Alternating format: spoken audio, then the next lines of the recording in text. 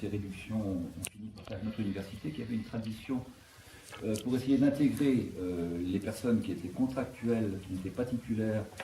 Après 3 ans, elles étaient intégrées, a décidé de ne plus recruter personne sur des contrats dits permanents, donc de faire qu'on repart dans le système ancien où les gens sont précaires. On prend des gens, au bout de 2 ans, on s'en sépare, on en prend d'autres pour faire le même travail. Donc on revient à la situation antérieure à celle qui avait fini par s'imposer de soi dans notre université. Je trouve ça vraiment scandaleux. Ça pèse bien sûr sur le moral des gens qui travaillent. On accroît l'intensité du travail dans tous les services, puisqu'on n'a plus les moyens de recruter aussi autant de personnel non titulaire que nous avions avant. Michel, tu souhaites intervenir sur un point? Oui, ce qu'on avait pensé faire de cette AG, cette conférence de presse, c'était intervenir sur des points très concrets. Parce qu'on dit toujours la masse salariale, l'État ne paye pas ce qu'il devrait pour la masse salariale. Et donc c'est pour ça que FO demande le retour de la masse salariale au ministère. Mais ce qu'on nous demande de faire, ce sont des économies sur les crédits de fonctionnement. Donc concrètement, comment ça se passe? Alors je peux apporter quelques témoignages et j'espère qu'il y en aura plein d'autres dans la salle. Je prends la diminution, par exemple, la diminution des économies qu'on veut faire sur les TD. Comme je vous disais, je travaillais à l'UT Pasteur, eh bien, je peux prendre cet exemple-là.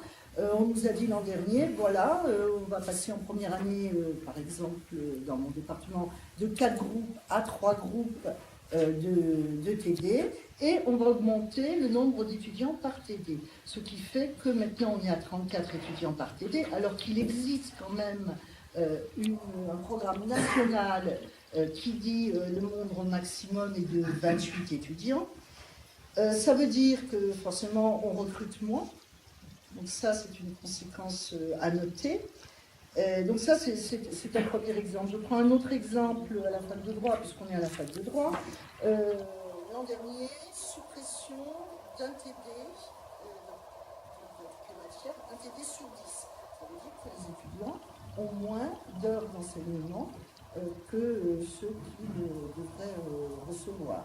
À la fac de droit également, je parlais des TD, mais il y a également de telles restrictions budgétaires qu'on en arrive à supprimer les photocopies. Donc les étudiants doivent travailler sans photocopie. On est vraiment là dans du concret. Donc ce que je souhaiterais dire, c'est que on n'est plus dans des problèmes d'université, de recherche, on est à un niveau où il faut alerter. Il faut alerter les familles, il faut alerter les étudiants, parce qu'on est en train de détruire l'université. Et c'est pas pour rien, parce qu'on est tout à fait là-dedans, c'est pas pour rien qu'hier il y avait un article du Monde qui disait débat sur le principe de la quasi-gratuité de l'enseignement supérieur. C'est là qu'on va en arriver. On va arriver petit à petit à nous dire, vous voyez, l'État ne donne pas l'argent, donc il faut qu'on le trouve ailleurs. Comme on essaye avec la fondation, avoir des capitaux, avoir des financements, des entreprises qui en profitent aussi pour peut-être pouvoir mettre leur grain de sel dans les programmes. Eh bien, maintenant, on va dire, pourquoi ne pas augmenter les droits d'inscription? Et ça, c'est vraiment le risque et puis le cri d'alarme qu'on peut lancer aujourd'hui.